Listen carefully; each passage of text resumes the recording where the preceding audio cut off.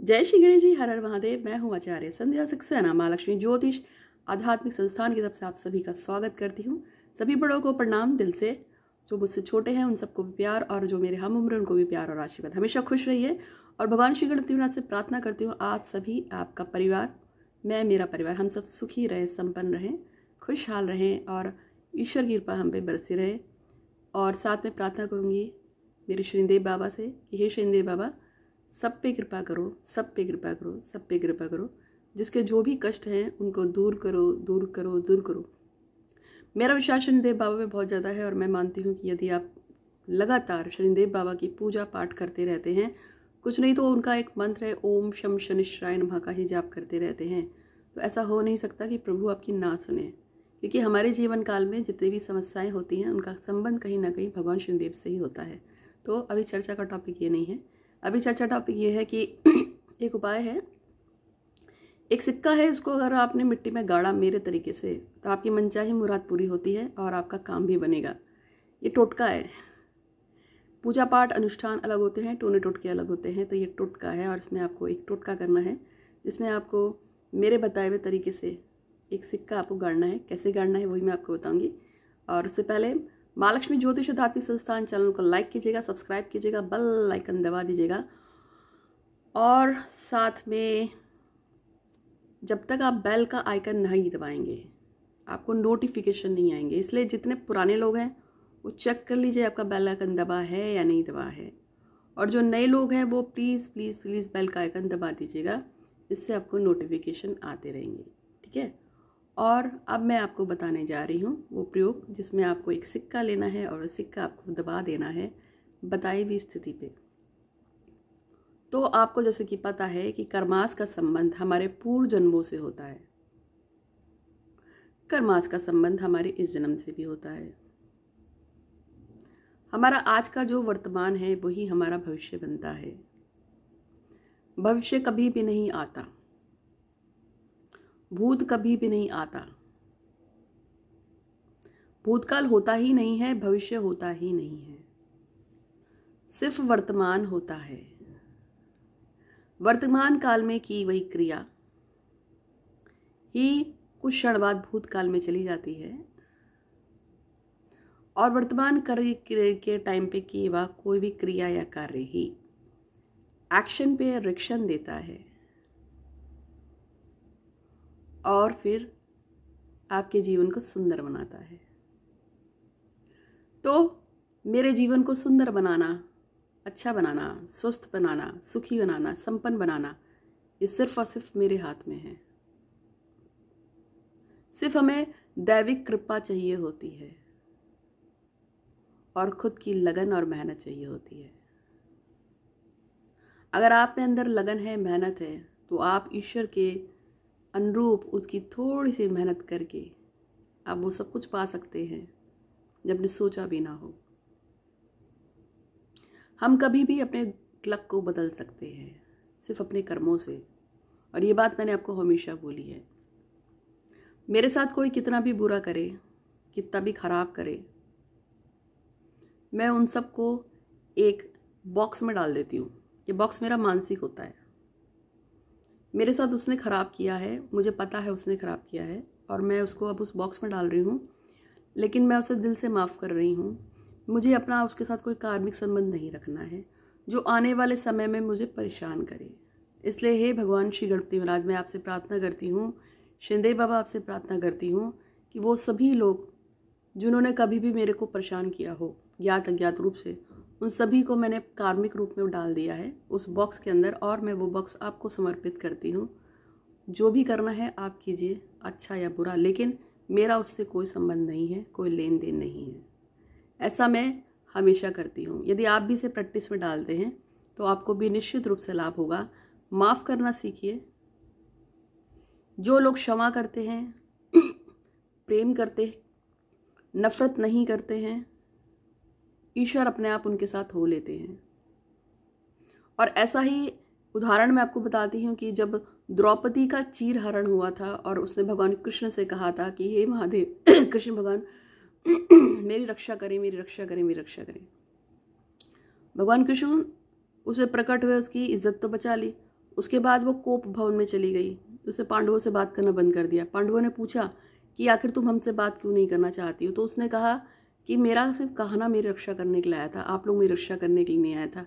मैं आप सबसे नफरत करती हूँ, मैं दुर्योधन से नफरत करती हूँ, पांडवों से, कौरवों से, भीष्म पितामह से। क्या हुआ यार?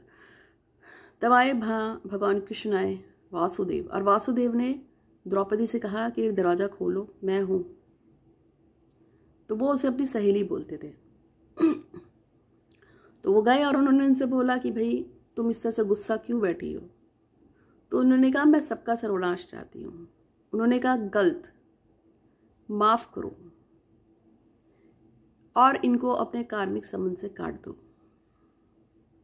जब तुम इन्हें माफ कर दोगी और इनके कार्मिक संबंधों से अपने आप को काट लोगी, तो परमपिता परमेश्वर तुम्हारे उसे माफ करते ही जितनी भी नेगेटिविटी है, जो भी कार्मिक संबंध बने थे, जिसमें भी तुम्हारे कपड़े खींचे गए, तुम्हारी बेइज्जती हुई, उसका पूरा का पूरा दंड कौरवों को अवश्य देंगे। और यही बात सच है।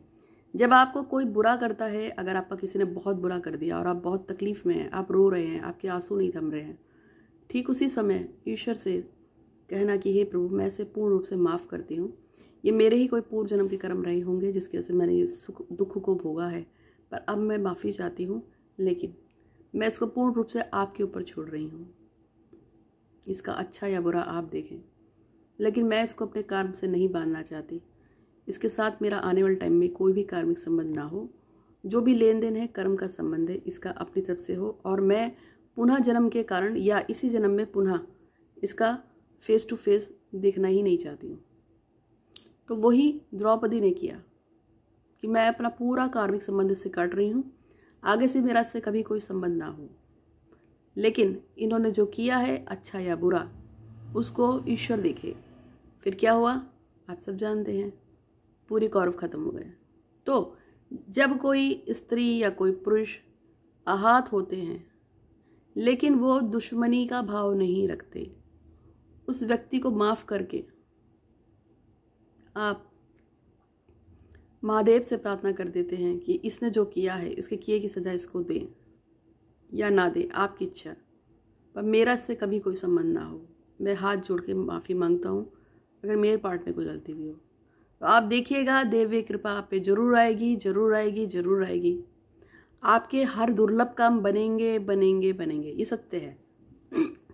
पैसे कैसे छुपाना है और कहाँ छुपाना है वो आपको जरूर बताऊंगी, लेकिन उससे पहले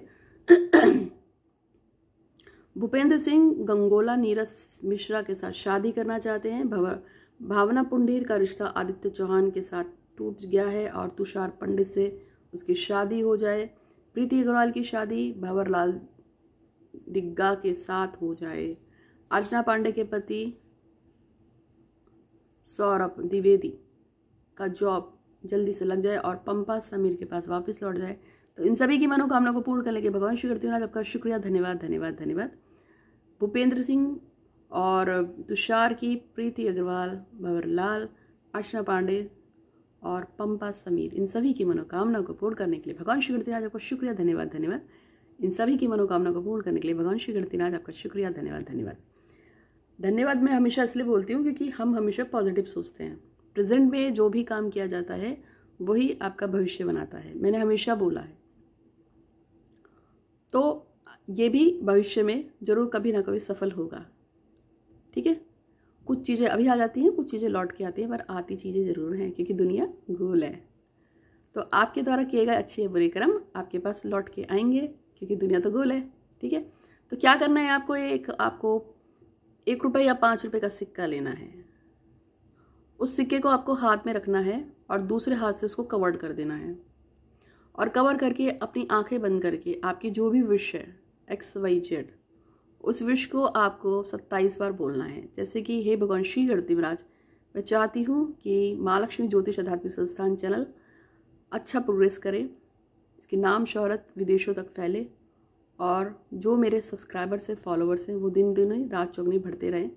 आपकी कृपा हो मुझ पे, मेरे परिवार पे, और हम स्वस्थ रहें, खुशहाल रहें, मेरा परिवार स्वस्थ रहे, खुशहाल रहे, और मेरे फॉलोअर्स जो मुझे मानते हैं, जो उन्होंने मुझ पर विश्वास किया है, वो सभी स्वस्थ रहें, खुशहाल रहें, उनकी मनोकामनाएं पूर्ण हो। ऐसी मैं कामना करती हूँ। तो अगर ऐसी विश मैं मानती हूँ तो मुझे इसे 27 टाइम बोलना होगा। इसलिए आपको क्या करना है, एक पेपर पे अपनी विश को साफ साफ लिख लें, जिससे दोबारा से दोहराते समय आपसे गलती ना हो। क्योंकि जो विश आप फर्स्ट टाइम बोलोगे उसी विश को 27 बार आपको रिपीट करना है। तो आप पेपर पे वाइट रंग के लिख लीजिएगा कि मैं चाहती हूँ कि फला लड़के से शादी हो जाए या लड़की से शादी हो जाए, मेरी उस जगह पे जॉब हो जाए। आप 2-3 मनोकामना भी बोल सकते हैं।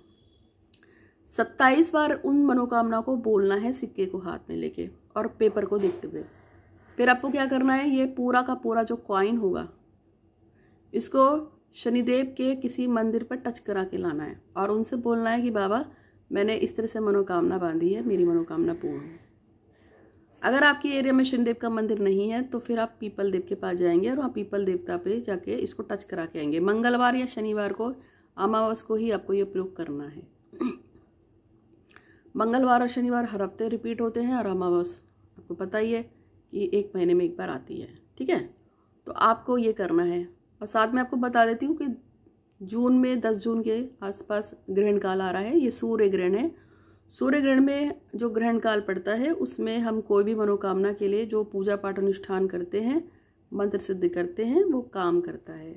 बड़े बड़े जितने भी ये होते हैं साधु संत सन्यासी सूर्य ग्रहण का बहुत वेट करते हैं। तो यदि तुम्हें कोई खास अनुष्ठान करना हो तो सूर्य ग्रहण का दिन आ रहा है जून में, तो उसे कीजिएगा। ठीक है, तो फिर आपको वो सिक्का क्या करना है, जाके पेड़ के नीचे, पीपल के पेड़ के नीचे शनिदेव से टच करा के, शनिदेव का मंदिर नहीं है तो पीपल देव में टच करा के फिर आपको वो गाड़ देना है। कहाँ, पीपल के पेड़ के नीचे शनिवार या मंगलवार या अमावस की रात्रि को गाड़ देंगे और अपनी मनोकामना को एक बार फिर से बोल देंगे। साथ में आप बोल देना कि जब मेरा काम हो जाएगा तो पीपल देवता मैं आपको प्रसाद चढ़ाने आऊँगा। छोटा सा उपाय है, करके देखिएगा, मज़ा आ जाएगा। मेरा नाम संध्या सक्सेना है, महालक्ष्मी ज्योतिष आध्यात्मिक संस्थान की तरफ से हूँ। और चैनल को लाइक कीजिएगा, सब्सक्राइब कीजिएगा, सभी को माफ़ कीजिए और खुश रहिए। सभी का धन्यवाद कीजिए। आज के लिए इतना ही। आपका दिन शुभ हो। धन्यवाद।